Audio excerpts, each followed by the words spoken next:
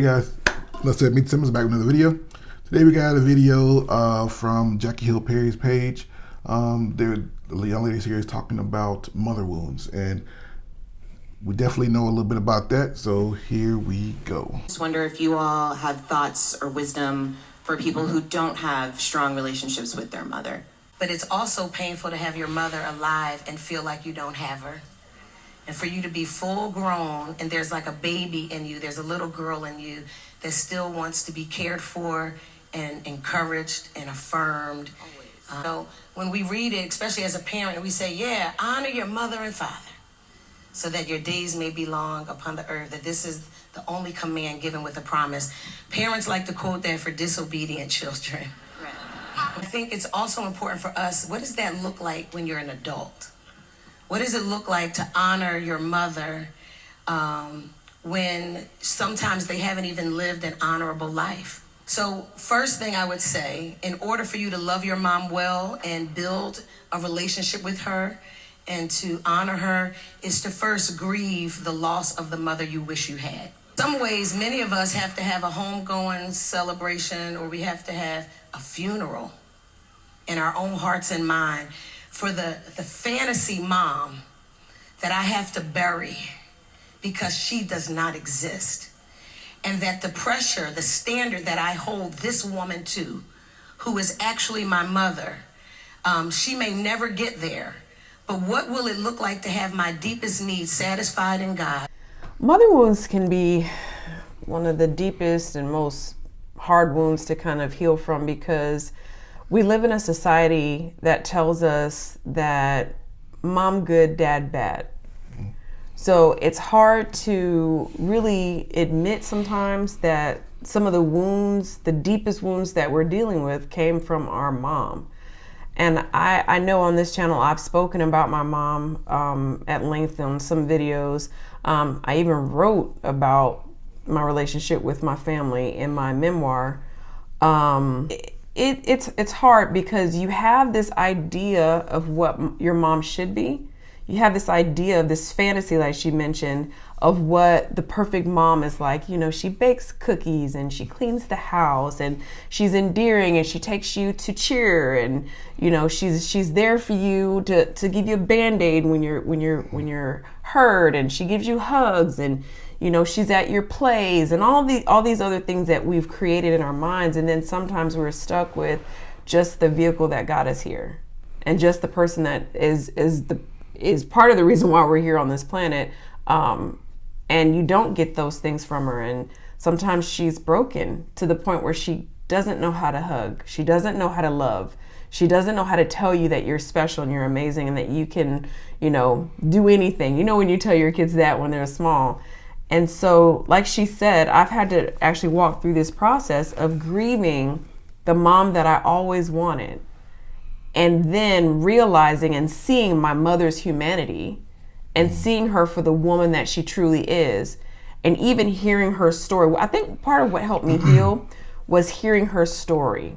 She's got a lot of just open wounds still. My mom is still alive, thank God, but she has a lot of open wounds. But actually talking to her and hearing her story kind of helped me process this person that I wanted to be something that she just wasn't. Yes. And incapable of giving me a type of love that I've always longed for. So what I did, I turned to God.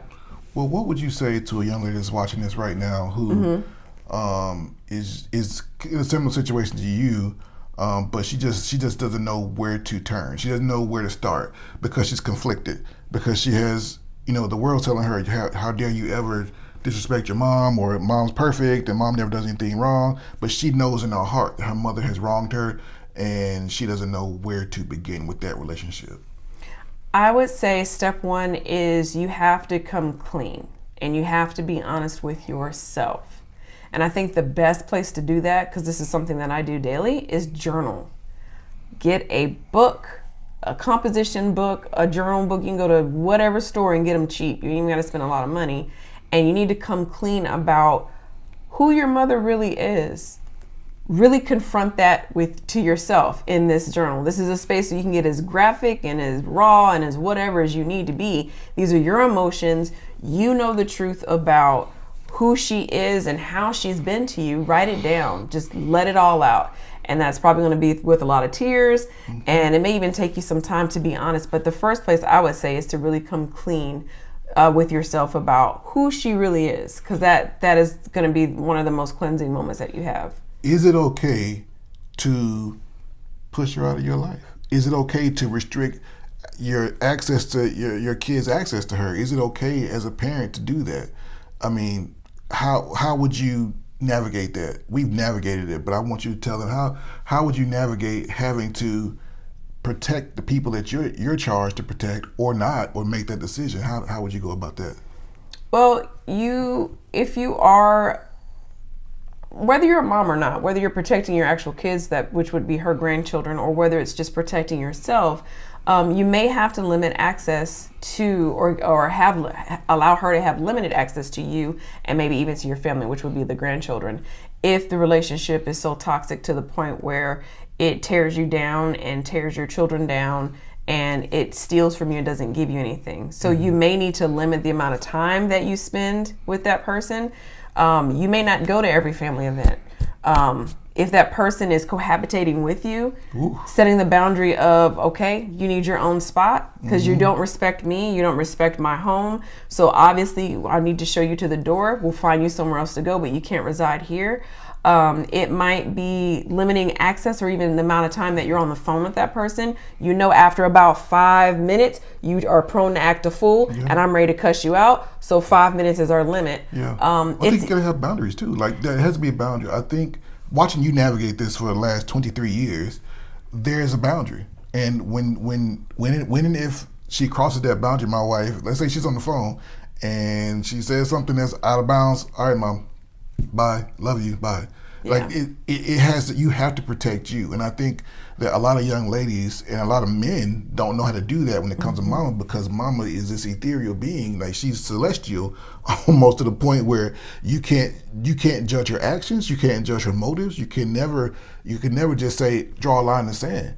And so a lot of people would be very, very beneficial to understand that you don't have to put up with disrespect. Yeah, I think if you really start to love yourself enough, you start to demand respect from everyone around you. Demand it. So if it's to the point where your mom is being disrespectful to you in your own home, I think it's time for you to go. Or your spouse. Or whatever. So you have the right to say, hey, I don't like how you're talking to me. Obviously, I think the conversation's over. When you're calm and when I'm calm, we can resume. But no, you don't get to talk to me that way. I don't care if she did birth you.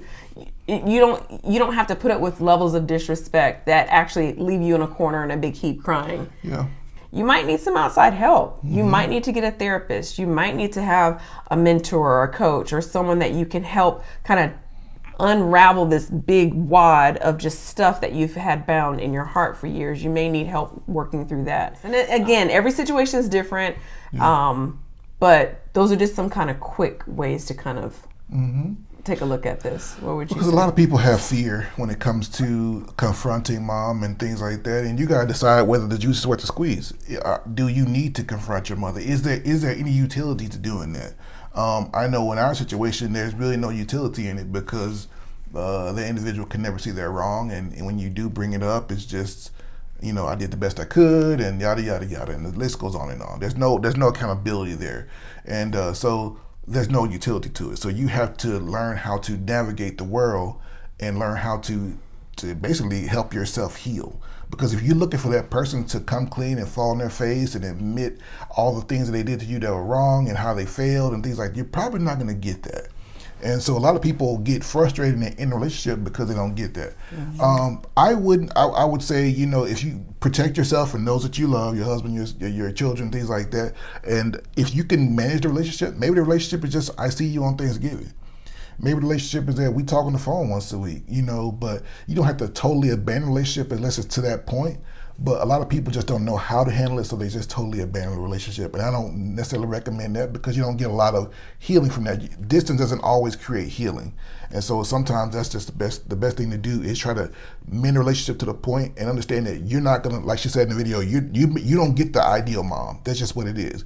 But you may have a coworker, a friend, a mentor, or somebody that will take you under their wing and love you, and you get that motherly figure. If you're lucky and you're blessed enough to get that, some people will never get that. But you got to be good with that, and you can't let that spill over to the next generation, which happens a lot. People let that anger, that vitriol spill over into their children, and then you create the same thing over and over next generation. So I thought this was an amazing video. It really touched us. We've been through a lot of these situations and things such as that. This woman is amazing. She has really got it figured out when it comes to this particular issue, and it's very prevalent, especially in our community. So I think that with that, that's enough said.